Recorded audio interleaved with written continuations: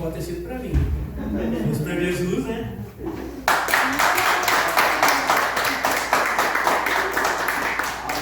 Brincadeiras à parte, irmãos, eu sempre quis dizer isso. Sempre sonhei falar isso. Eu vi uma vez um pastor fazendo, eu pensei, o que eu vou falar? Deus é bom. Amém, amados? Amém. Hoje, graças a Deus, o Senhor está me dando a oportunidade de estar aqui comunicando a palavra do Senhor a vocês. Amém. Já estava com saudade, acho que faz uns 15 dias que eu não pregava. Mas isso é bênção, um crescimento para a obra do Senhor, crescimento para a igreja e para nós mesmos, queridos. Para nós mesmos. Amém. Todas as vezes que nós ouvimos a palavra do Senhor, nós aprendemos com ela, ela nos fortalece. Amém. Então eu louvo a Deus por isso. Louvo a Deus por isso, queridos. Amém, amados? Em nome de Jesus, pode abrir a palavra do Senhor no livro de João. Nós vamos falar sobre uma palavra que todos nós já conhecemos bem.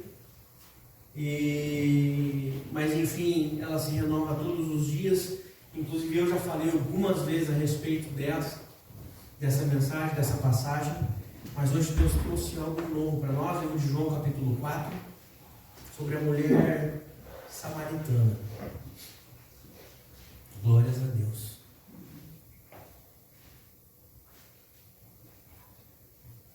Amém? Então, no livro de João, capítulo 4, você pode decorrer até o versículo 4, e nós vamos ler a partir dali, que fala: e era-lhe necessário atravessar a província de Samaria. Chegou, pois, a uma cidade samaritana chamada Sicar, perto das terras que Jacó dera a seu filho José. Estava ali a fonte de Jacó. Cansado da viagem, assentara-se Jesus junto à fonte, por volta da hora sexta. Nisto veio uma mulher samaritana tirar água e disse-lhe: dá-me de beber. Disse-lhe Jesus: dá-me de beber. Pois seus discípulos tinham ido à cidade para comprar alimentos. Então lhe disse a mulher samaritana: como, sendo tu judeu, pedes de beber a mim, que sou mulher samaritana? Porque os judeus não se dão com os samaritanos. Replicou-lhe Jesus: se conheceras o dom de Deus, e quem é que te pede, dá-me de beber, tu lhe pedirias, e ele te daria água viva. E respondeu a mulher: Senhor, tu não tens com que tirar, e o poço é fundo. Onde, pois, tem água viva?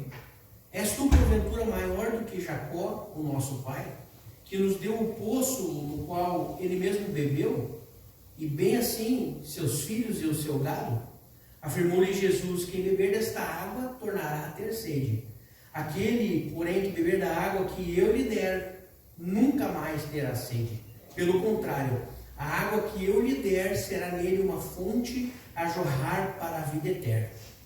Disse-lhe a mulher: Senhor, dá-me desta água, para que eu não mais tenha sede, nem precise vir aqui buscá-la. E disse-lhe Jesus: vai, chama o teu marido e vem cá. Ao que lhe respondeu a mulher: não tenho marido. Replicou-lhe Jesus: bem disseste, não tenho marido, porque 5 maridos já tiveste, e esse que agora tens não é o teu marido. Disseste isso com verdade. Senhor, disse-lhe a mulher, vejo que tu és profeta. Nossos pais adoravam neste monte.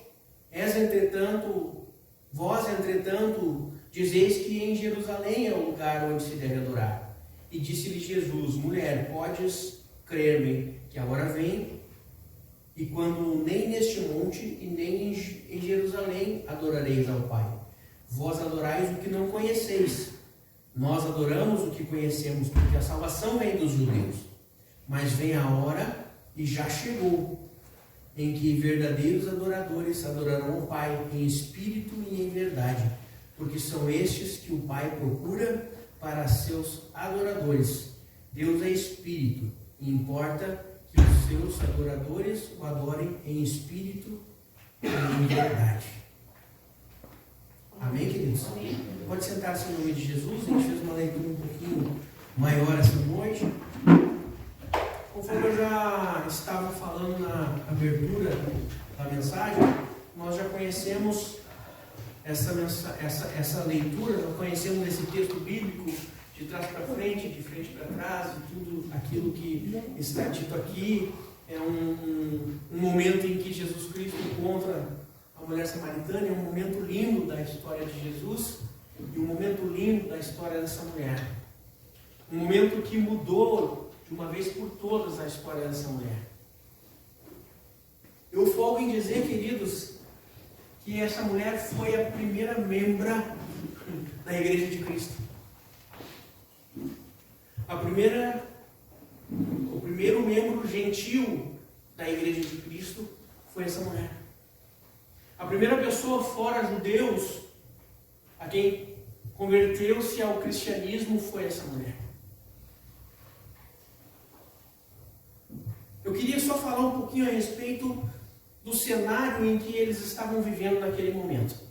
Um cenário político, econômico, enfim.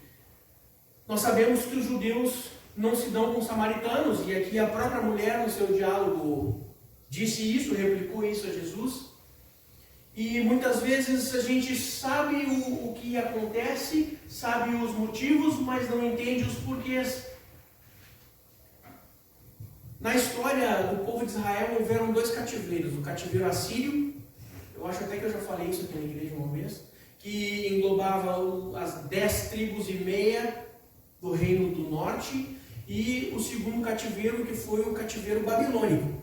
Esse é o mais comum, que pegou uma tribo e meia de Israel do sul. Quando o rei Davi, ele foi o primeiro rei que conseguiu unificar todo Israel, porque nem mesmo Saul havia conseguido fazer isso. Ele unificou Israel inteiro, e o seu filho Salomão tratou logo de haver uma separação do reino. E eles ficaram divididos entre reino do norte e reino do sul. E o reino do norte, que houve o primeiro cativeiro, o cativeiro assírio. E a Síria, quando ela invadia territórios, o que eles faziam para manter o povo cativo, escravo, era pegar as pessoas daquele território, tirar dali e levar para outros territórios. Inclusive muitos dali foram para a Babilônia antes do segundo cativeiro, levado pelos assírios, e pegavam outros povos e traziam para povoar aquele lugar que eles invadiam, e dessa forma eles mantinham os povos cativos a ele, porque não havia mais um amor terreno para lutar.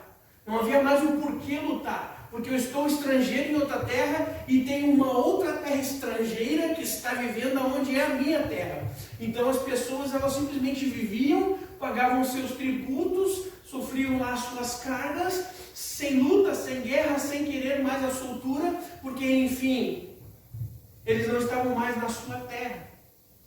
E o que aconteceu foi que os judeus que ali ficaram começaram a se misturar com os povos gentios, com os povos idólatras, com os povos que, enfim, não eram judeus. E Israel do Sul manteve-se puro, porque eles, quando houve o cativeiro babilônico, que foi Judá e meia tribo Benjamim, eles foram inteiros para a Babilônia, e 70 anos depois eles voltaram apenas os judeus para repovoar e reconstruir a terra de Israel do Sul. Então o povo de Israel do Sul achava que o povo de Israel do Norte eram mestiços, impuros. Eles tratavam aquele povo de Israel do Norte como piores que cães. Por isso que ela se espanta: como podes tu, judeu, falar comigo que sou samaritana? Ela não está braba com Jesus, ela está indagando ele: como assim tu está falando comigo? Vocês não acreditam que eu mereça isso? No versículo 4, queridos, antes eu vou falar a respeito dos anteriores, 1, 2 e 3, fala que Cristo precisava ir da Judéia para a Galileia. Se tu olhar o mapa antigo, ficava a Judéia embaixo e Galileia em cima, e Samaria no meio, entre as duas cidades. O verso 4 é interessante, que ele começa dizendo assim: era-lhe necessário atravessar a província de Samaria. Quando fala era-lhe, não está referindo à comitiva que Jesus estava enviando ou indo junto, ou sendo ele líder, enfim, encabeçando, mas que sim a pessoa de Cristo. Era-lhe necessário passar por Samaria. Então, era uma necessidade de Jesus passar por Samaria, porque Cristo já sabia o que estava para acontecer. Seus discípulos não. Eu acho que, de certo modo, até os discípulos se espantaram quando ele disse: olha, vamos, mas vamos por Samaria, porque era tanta guerra, luta entre esses povos, era tamanho de respeito, que o povo judeu, ele andava o dobro do caminho, eles contornavam ou atravessavam o Jordão para ir até onde era necessário, a Galileia, ou eles costeavam o mar Mediterrâneo, mas eles não atravessavam por Samaria, eles não pisavam naquele lugar. Quando eles faziam negócios, era apenas quando não havia judeu que vendesse o que eles precisavam para comprar. E ainda assim eles pagavam, se não um valor um pouco mais, para que ninguém pudesse dizer que eles ficaram devendo para um samaritano. Para que ninguém pudesse dizer que eles ficavam devendo. Tamanho, como que fala? Quando tu rejeita alguém? Discriminação. Tamanha discriminação que eles tinham por aquele povo. Porque eram impuros. Eram impuros. Mas era-lhe necessário passar por Samaria. Isso que eu amo em Jesus Cristo. Eu já falei aqui uma vez que Cristo, durante a sua vida terrena, durante os seus 3 anos, alguns estudiosos dizem que foram 3 anos e meio de ministério que ele teve aqui na terra, ele sempre quebrou paradigmas. Ele quebrou paradigmas, costumes. Para ele era como se não existisse. Tem que curar no sábado, cura no sábado. Cura no sábado. Porque importava para ele muito mais a obra de Deus do que de fato os costumes daquela época. E nós estamos falando aqui de uma mulher que a Bíblia diz que ela foi coletar água do poço na hora sexta. Como não se tinha um relógio de 24, até tinha 24 horas, mas não se tinha 12 antes, 12 depois, enfim, eles contavam as horas. Quem já ouviu falar assim, na terceira vigília da noite? Quem já leu isso? Na quinta vigília da noite? Então, eles não tinham um relógio como o nosso, e eles contavam as horas depois que o sol raiava. Então, o sol nascia próximo às 6, um pouco antes, um pouco depois, dependendo da época do ano, próximo às 6 horas. Então, na hora sexta, era meio-dia. Até nós lemos no livro de Atos, quando Pedro e João vão à Porta Formosa, eles estão indo na oração da hora 9.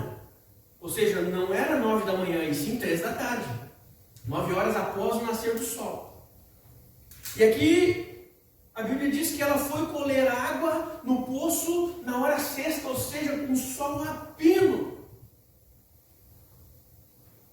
Só que o costume daquela época, também entre os samaritanos, era ou coletar água do poço pela manhã, no início da manhã, e no início da noite, não ao meio-dia. E na conversa que Jesus teve com ela, nós percebemos que essa mulher ela não era uma mulher comum qualquer, que tinha a sua vida tranquila como esposa, não. Ela era uma mulher em que com certeza sofria demais. Vamos chamar, na nossa linguagem de hoje, bullying, por causa da sua vida. Porque Cristo falou: olha, maridos, tu já teve 5, e o que tem hoje não é o teu. E ela olha para ele e fala: vejo que és profeta, ou seja, realmente tu está certo. Então eu tenho plena certeza, absoluta e convicção de que era ali, no verso 4, necessário atravessar a província de Samaria, porque Cristo já sabia que ia cruzar com esta mulher, e essa mulher era necessária para a obra dele. Porque se nós seguirmos lendo o texto, nós vamos ver que ele fala: vai até a tua cidade e anuncia tudo que Deus fez. E ela vai e começa a falar para as pessoas começam a ouvir a Jesus e dizem assim: mulher, não acreditamos mais pelo que tu disse, e sim pelo que nós vemos. De fato, ele é o Cristo. tanta que os judeus proibiram o reino do norte, Israel do norte, ou seja, Samaria, que era a sua capital, né, naquele momento, de adorar no templo, impuros. É por isso que ela fala, nós adoramos no monte, vocês não... É por isso que eles não podiam mais, eles tiveram que adotar um monte. Eu tenho aqui, não está nessa Bíblia, o nome do monte que eles adoravam. Então nós estamos falando de uma mulher que com certeza, e nós vemos naquilo que ela fala, olha, então me dá dessa água para que eu não tenha mais que vir aqui buscar. Ela está falando para ele, me dá dessa água, porque eu não aguento mais ser julgada pelo caminho que eu ando. Sofrer o que eu sofro enquanto venho buscar água. Eu já fujo do horário para não encontrar com outras mulheres. Porque era costume as mulheres buscarem água. Eu já fujo do horário natural de buscar água. Eu venho meio-dia pegar água. Eu carrego mais água para não ter que voltar à noite. Isso eu estou conjecturando, amém? Eu li o texto, você sabe o que está escrito. Eu estou conjecturando o que ela estava pensando naquele momento, porque nós temos licença poética para fazer isso. Ela diz, eu fujo dos horários normais, onde tem aglomeração de pessoas aqui, porque eu não consigo mais viver com a carga que eu estou vivendo. Imagine a vergonha que aquela mulher sentia. A Bíblia diz que ela teve 5 maridos. Ela não era uma mulher dada aos amantes, não, ela teve 5 maridos. Não explica por que não estava mais com eles, mas naquela época, se o marido não gostasse da comida da mulher, ela dava uma carta de divórcio para ela. Eu vinha conversando com a minha esposa, com certeza ela não era uma mulher feia, porque ela casou 5 vezes. E ainda estava com outro rapaz que não era seu marido naquele momento. Imagine os traumas que essa mulher rejeitada 5 vezes havia passado em sua vida. E ela encontra quem? O Mestre, Cristo. E a Bíblia diz que no primeiro diálogo que ele tem com ela, ele não falou, oh, moça, tudo bom? Como é que tu tá? Não, ele olha para ela e diz, me dá de beber. Me dá de beber. E ela olha para ele espantado porque até as vestes eram diferentes. O sotaque era diferente. As vestes diferentes, o sotaque diferente, tudo era diferente entre eles. E ela olha para ele espantado. E para vocês entenderem, é como se tu visse, por exemplo, um conhecido teu chegar no teu pátio, pegar a água do teu cachorro e tomar na botija dele. Para nós entender, era esse o sentimento que o judeu tinha de um samaritano. Ela olha para ele e fala assim, tu não tem nem botija, você é fundo, como tu vai tomar água? Porque ela jamais conjecturou na mente dela que ele estava pedindo no cântaro dela. Então ele começa a quebrar paradigmas de primeiro falar com ela, segundo mostrar que ela tinha algo que ele estava querendo naquele momento, que era água. Ou seja, ele já começa mostrando para ela, tu é importante e tu tem algo importante para mim. Eu quero, tu me dá a tua água. E ela se espanta, e quando ela se espanta, e ele quebra o emocional dela. Porque às vezes nós não entendemos o porquê que nós enfrentamos muitos problemas logo após nossa conversão. Deus está desestruturando aquilo que conhecemos, desestruturando aquilo que pensamos, enviando problemas para que nós venhamos a conhecê-lo e depender dele. É o mesmo sentimento, eu acredito, que ela teve quando Cristo olha para Pedro e fala, para Pedro, e cura a orelha do soldado. Pedro pega a espada para matar aquele cara e acaba só atingindo sua orelha e Jesus manda parar. Ou seja, tudo aquilo que ele acreditava, que ele conhecia naquela época, Cristo diz, isso não serve de nada. Talvez esse seja um dos motivos por ele ter se abalado emocionalmente e negado Cristo, a gente não sabe. Mas ele enfrentou também um processo de desconstrução daquilo que conhecia. Assim como essa mulher. Eu não estou entendendo, é sério mesmo? Tu vai tomar água no meu cântaro?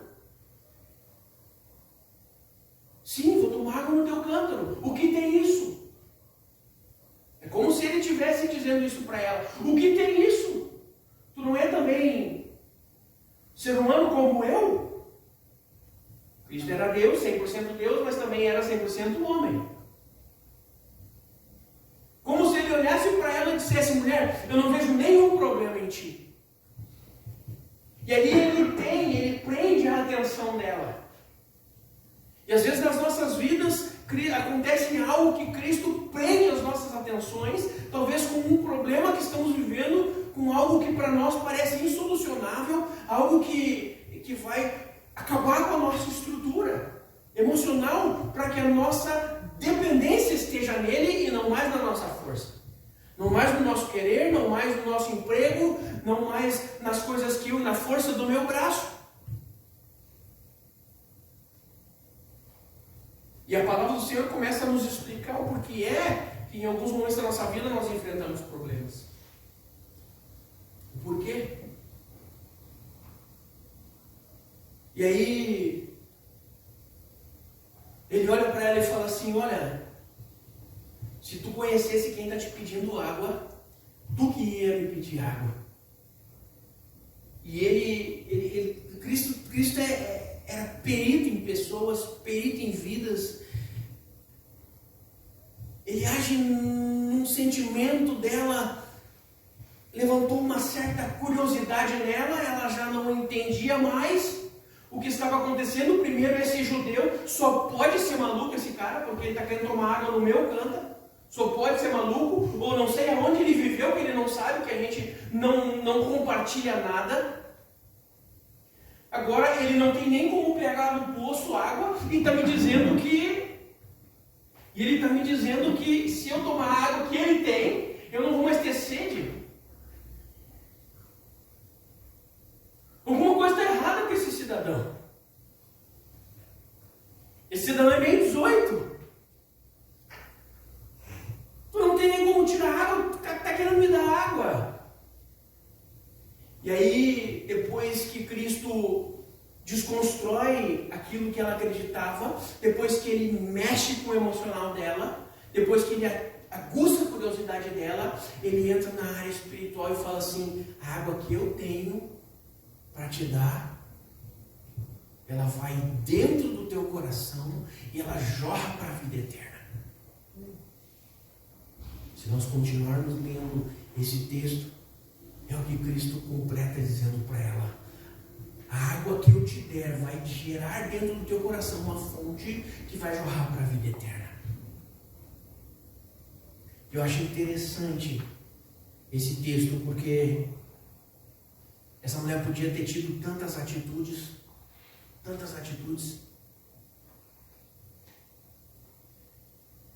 Ela poderia,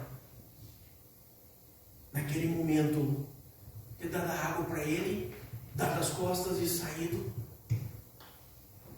Ela poderia simplesmente ter dado as costas e ido embora. Mas isso mostra algo, queridos. Esse relacionamento que ele teve com essa mulher nos mostra um relacionamento que Cristo, que Deus quer ter com a sua noiva, com a sua igreja. Amém. Porque ele olha para ela e fala assim: ei, eu sei que tu é uma pecadora. Eu sei que tu já foi rejeitada 5 vezes. Eu sei que o homem que tu está te relacionando hoje não é teu marido. Eu sei disso. Mas ainda assim eu tenho algo para ti. É como Deus falando para nós: eu sei que vocês são errados, eu sei que vocês são pecadores, eu sei que vocês não merecem, mas a minha graça basta para a salvação de vocês, porque o amor que eu sinto por cada um de vocês, o amor que eu sinto por cada um de vocês é o que vai tocar e transformar a vida de vocês. Assim como essa mulher que recebeu essa notícia e depois Cristo diz: olha, vai e conta para as pessoas o que Deus fez por ti. E ela sai, queridos, você já viu um novo convertido? Já viu uma pessoa que está vivendo o primeiro amor? É por isso que no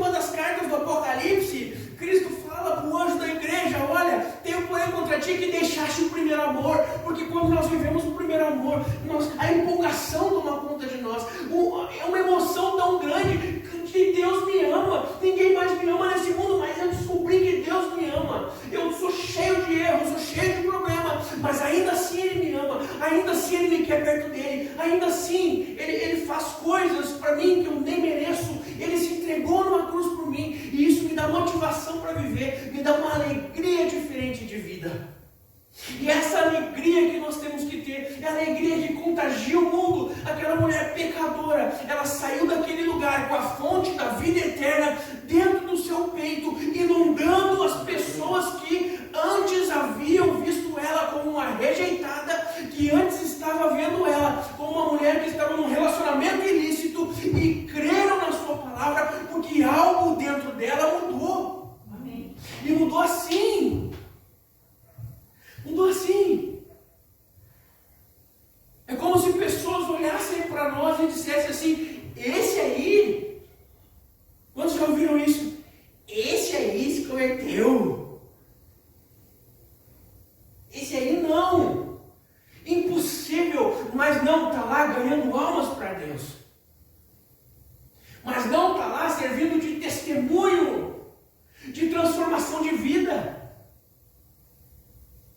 E essa mulher foi a primeira missionária chamada por Deus, a primeira pessoa gentílica, ou seja, que não é entre os judeus, a ser chamada por Cristo para anunciar o Evangelho, o reino de Deus.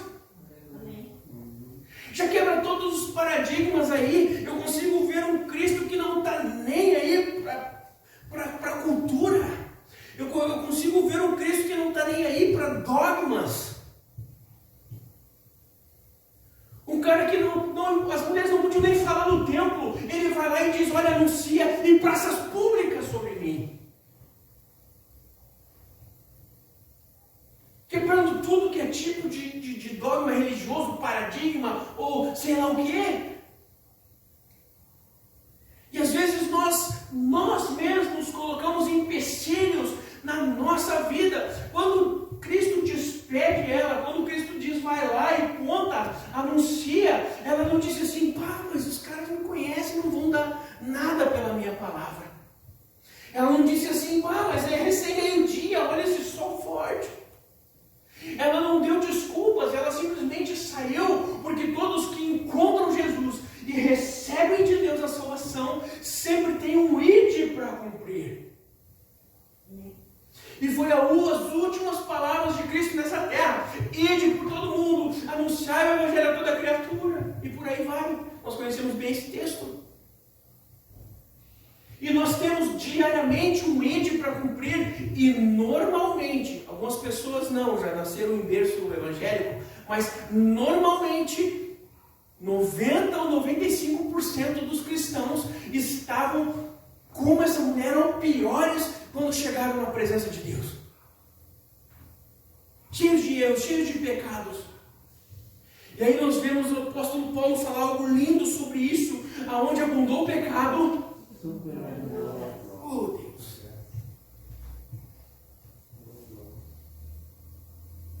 Uma mulher que não se achava digna de que um homem comum, ela não conhecia Cristo ainda como Deus, Filho de Deus, profeta,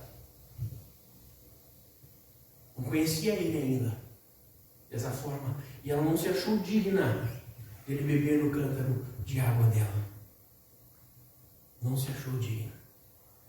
Ela chega diante de Deus inferiorizada. Ela chega diante de Deus achando que não é merecedora. E de fato não somos. Mas deixa eu dizer algo para ti: Deus não está nem aí para o nosso merecimento. A salvação de Deus não está nem aí para o nosso merecimento. Não é que antes mesmo de Cristo se manifestar, João Batista, o maior profeta nascido de mulher, segundo o próprio Cristo, já pregava assim: ei, raças de víboras, arrependam-se para a remissão de pecados. Ou seja, ele dizia: vocês não valem nada, mas se arrependam e vivam, e sejam salvos. Então, antes mesmo de Cristo, de Deus manifestar manifestada a sua graça por intermédio de Cristo, já havia a graça de Deus. Amém. Já havia.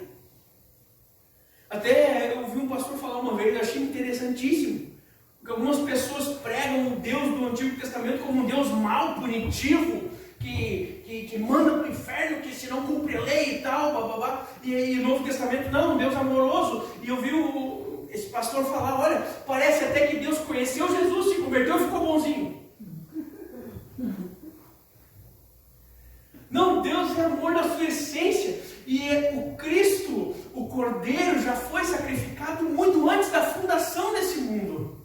Se nós lermos o livro de Apocalipse, nós vamos ver que dentro de Deus, o Cordeiro já havia sido sacrificado. Eu já falei isso aqui, numa live, eu não lembro. É preciso sim, nós que vivemos dentro desse relógio chamado Cronos, dentro dessa caixinha chamada tempo, é preciso que passe os dias para que se cumpram nas nossas vidas as promessas de Deus. Mas Deus, ele é atemporal, ele está fora dessa caixa. Então, para Deus, todas as coisas já aconteceram. E nós precisamos que o tempo passe para que nós venhamos a receber, porque nós estamos sujeitos ao tempo, mas Deus não. A Bíblia diz que fomos gerados nele antes da fundação do mundo. E isso é lindo. Maravilhoso. Então, isso nos faz pensar, sim. Uma vez um homem olhou para mim e falou assim: é muita petulância tu achar que tudo isso aqui foi criado por causa de ti. Mas a minha Bíblia diz isso, o meu instrumento da verdade diz isso. Que nós somos gerados nele antes da fundação do mundo. Ou seja, Deus criou o mundo para nós viver nele. Amém. Conseguimos entender e compreender esse amor? Um amor que a mulher samaritana talvez não conhecesse, talvez não entendesse, e Cristo apresenta para ela esse amor. Na pessoa dele, que é a essência do amor, na pessoa dele que tu quer saber como Deus é, olha para Cristo, inclusive ele mesmo disse isso: quem vê a mim vê o Pai, quando ele foi indagado. Então mostra-nos o Pai se tu é o Filho, quem vê a mim vê o Pai.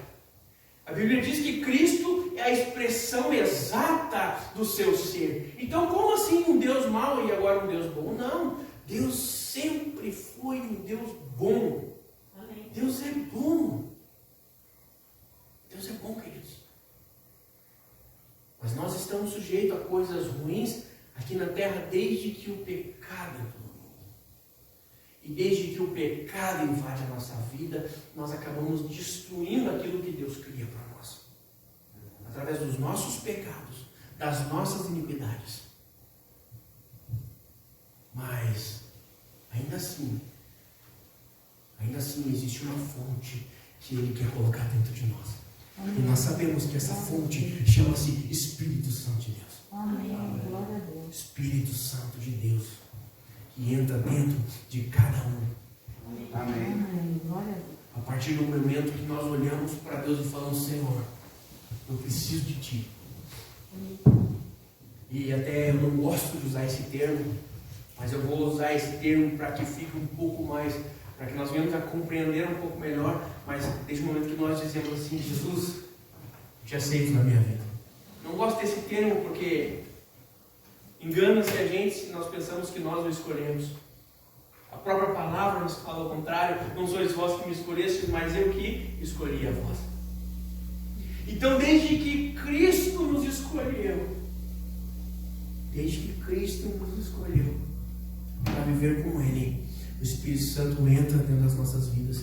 E essa fonte, queridos, precisa jorrar. O que ele diz: a fonte jorrará para a vida eterna. E essa fonte precisa jorrar. E eu não conheço nada perto de uma fonte que fique seco. Nós precisamos inundar aonde passamos. Precisamos inundar, assim como essa mulher que recebeu a fonte e saiu para pregar o Evangelho da Salvação, levando pessoas de encontro a Cristo, inundando as pessoas que estavam próximas a ela. A cura dela foi assim. Uma mulher antes cheia de problema, rejeitada, renegada, descobre que Deus a ama, é curada, é salva e já sai fazendo a vontade de Deus. Que nós tenhamos forças para fazer a vontade dele. Que nós tenhamos forças para mudar de vida, como essa mulher mudou. Antes fugindo, imagine a mudança e a transformação que ela teve. Antes ela fugia dos horários, dos locais onde havia muitas pessoas. Meu Deus, ela ia pegar água na hora sexta, ou seja, no meio-dia, para não encontrar ninguém.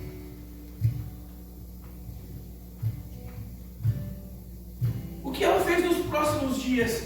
Eu fico imaginando como foi os próximos dias dela. Quem me conhece há mais tempo sabe que eu leio a palavra e eu deliro, queridos. Eu viajo, eu fico imaginando coisas. Sabe aquele desenho que tinha o Fantástico Mundo de Bob? Que ele às vezes pensava que estava nas estrelas. Eu fico assim quando eu leio. E eu fico imaginando os dias que se passaram. Ela não mais indo ao meio-dia, mas ela chegava cantarolando hinos de louvores a Deus, e todo mundo olhando para ela, o que aconteceu com essa mulher, e ela não dando mais nem aí, e dizendo: Deus me tocou, eu encontrei aquele que havia de vir, eu fui salva, eu tenho uma fonte, e eu posso também dar para vocês. Não está aqui escrito, não está, mas eu não vejo, isso pode ter acontecido, isso só pode. Só pode. Então as dificuldades desse mundo não podem nos abater. Sabe por quê? Porque existe dentro do meu peito e dentro do teu peito uma fonte que jorra para a vida eterna. Amém. As dificuldades do mundo, elas precisam ser inundadas por essa fonte. Está difícil, tá, mas Deus me ama. Vem cá, eu quero falar para ti do amor desse Deus. Está difícil mesmo, mas Deus nos ama, e Ele nos salvou, e Ele morreu na cruz para nos salvar, e através da morte dele, nós venceremos esse mundo tenebroso. Amém. Amém. Cantando, salmodiando. O apóstolo Paulo dizia: não vos embriagueis com vinho onde há contenda, antes sede cheios do Espírito Santo, cantando e salmodiando todo o tempo. Cantando salmos a Deus. Senhor, não sei o que seria da minha vida sem ti. Uma vez eu falava com um amigo de infância meu, eu espero que ele, depois que eu subir, que eu publicar esse vídeo, espero que ele ouça. E ele dizia, ele me chamava de Couve, que era o meu apelido de infância, e ele dizia que quando ele sentia a presença de Deus, numa das poucas vezes que eu falei com ele a respeito disso, ele disse que ele vinha do colégio, ele era uma criança ainda de 10, 12 anos, e ele vinha do colégio pensando no pão de casa, e ele chegava em casa e a mãe dele tinha feito um pão de casa novo, e ele dizia: só pode ser Deus. E ele diz que logo que ele entendeu e pediu para Deus morar com ele, viver no coração dele, ele vivia assim, ele pensava nas coisas boas, elas aconteciam. Claro, porque quando nós estamos vivendo o primeiro amor, queridos, nós temos muito mais fé, e aquela fé para receber, porque é que quando nos convertemos é milagre em cima de milagre, testemunho em cima de testemunho. E às vezes pessoas que estão há 30 anos na igreja, faz 10 anos que não vê um milagre, porque a fé esmoreceu. É a fé, é o combustível para que nós venhamos a viver o milagre. A fé. Então que o nosso primeiro amor não apague, e que dia após dia nós tenhamos fé para viver o milagre. Amém. Fé. E eu quero aqui, nesse púlpito, que vocês tenham muitos testemunhos de milagre na vida de vocês. Muitos. Assim como nós já tivemos. E temos todos os dias um milagre para contar na nossa vida. Aleluia. Sabe, queridos, que às vezes nós somos cristãos que vivem do milagre dos outros. Não creia, porque isso é para todos. Para todos. E eu quero orar com vocês essa noite. Eu quero orar com vocês essa noite. Eu peço que os irmãos fiquem